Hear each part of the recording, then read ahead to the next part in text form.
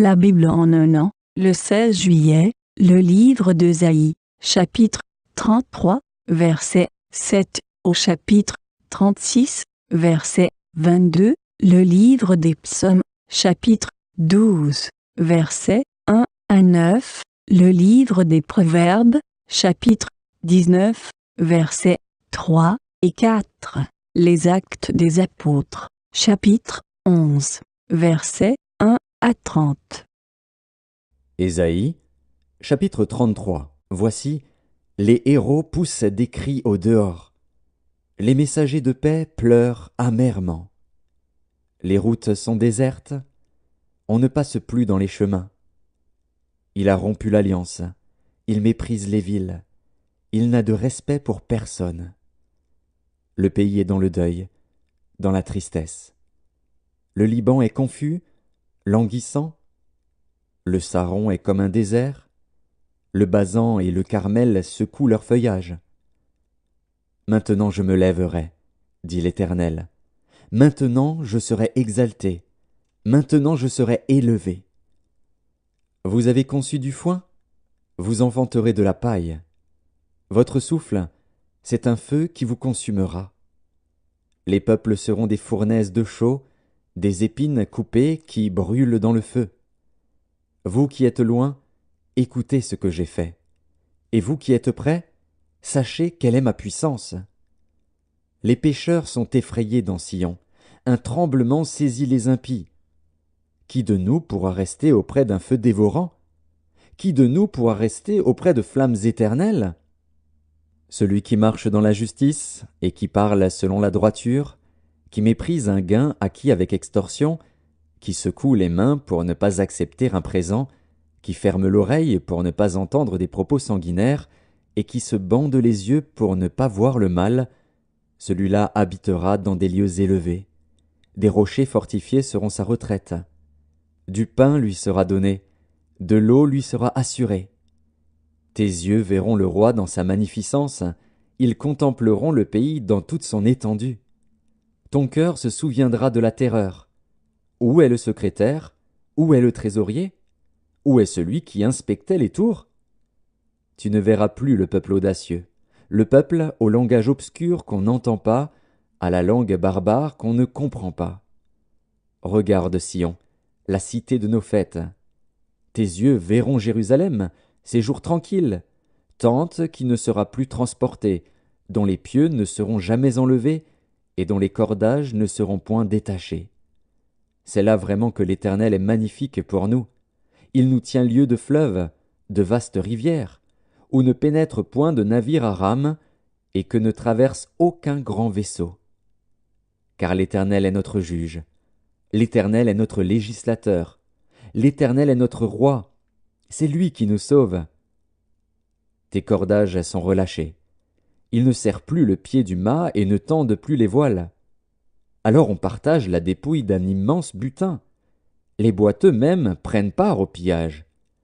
Aucun habitant ne dit « Je suis malade ». Le peuple de Jérusalem reçoit le pardon de ses iniquités. Ésaïe, chapitre 34. Approchez, nations, pour entendre. Peuple, soyez attentifs. Que la terre écoute, elle et ce qui la remplit, le monde et tout ce qu'il produit. Car la colère de l'Éternel va fondre sur toutes les nations, et sa fureur sur toute leur armée. Il les voue à l'extermination, il les livre au carnage. Leurs morts sont jetés, leurs cadavres exhalent la puanteur, et les montagnes se fondent dans leur sang. Toute l'armée des cieux se dissout. Les cieux sont roulés comme un livre, et toute leur armée tombe, comme tombe la feuille de la vigne, comme tombe celle du figuier. Mon épée s'est enivrée dans les cieux. Voici, elle va descendre sur Édom, sur le peuple que j'ai voué à l'extermination pour le châtier. L'épée de l'Éternel est pleine de sang, couverte de graisse, du sang des agneaux et des boucs, de la graisse des reins des béliers. Car il y a des victimes de l'Éternel à Botsra, et un grand carnage dans le pays d'Édom. Les buffles tombent avec eux, et les bœufs avec les taureaux. La terre s'abreuve de sang, et le sol est imprégné de graisse. car c'est un jour de vengeance pour l'Éternel, une année de représailles pour la cause de Sion. Les torrents d'Édom seront changés en poix, et sa poussière en soufre, et sa terre sera comme de la poix qui brûle.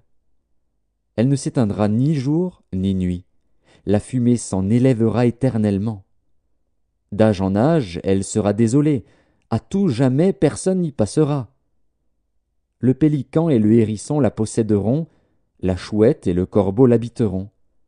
On y étendra le cordeau de la désolation et le niveau de la destruction. Il n'y aura plus de grand pour proclamer un roi, tous ses princes seront anéantis. Les épines croîtront dans ses palais, les ronces et les chardons dans ses forteresses. Ce sera la demeure des chacals, le repaire des autruches.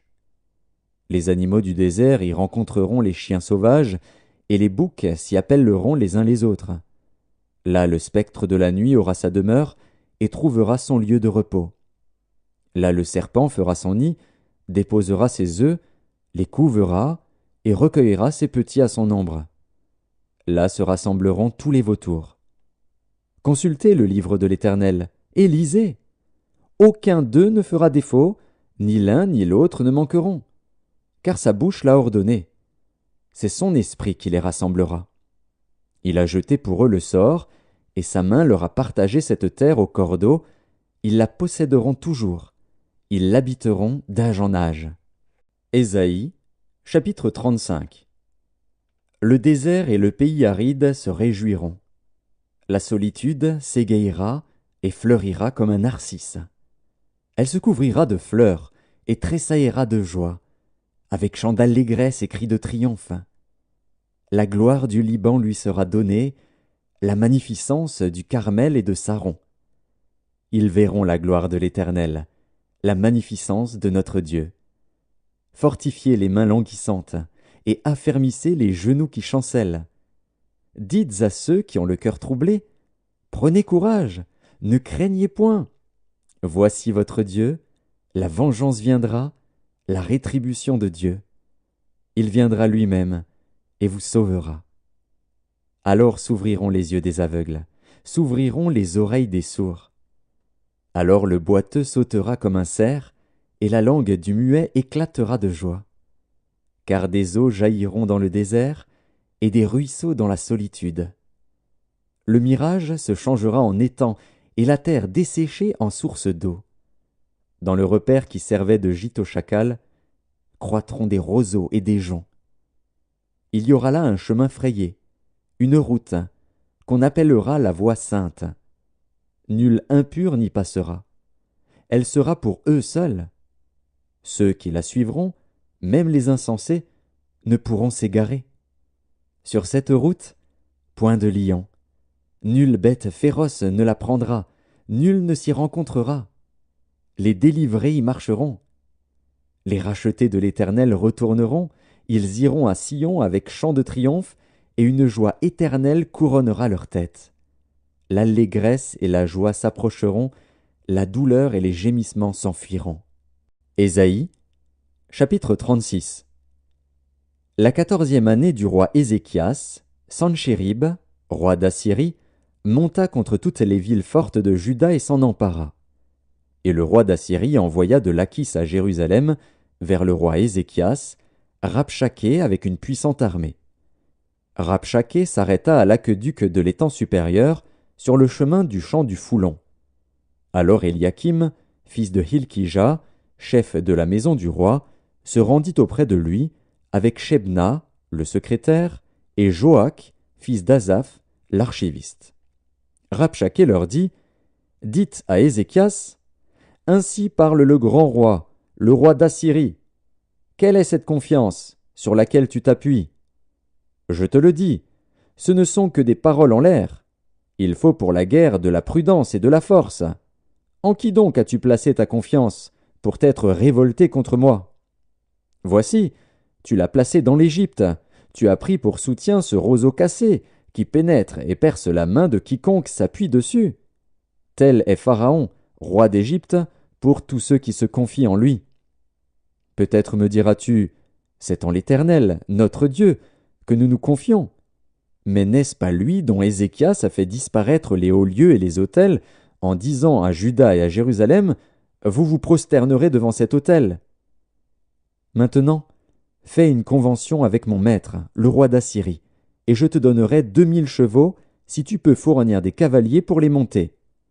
Comment repousserais-tu un seul chef d'entre les moindres serviteurs de mon maître? Tu mets ta confiance dans l'Égypte pour les chars et pour les cavaliers.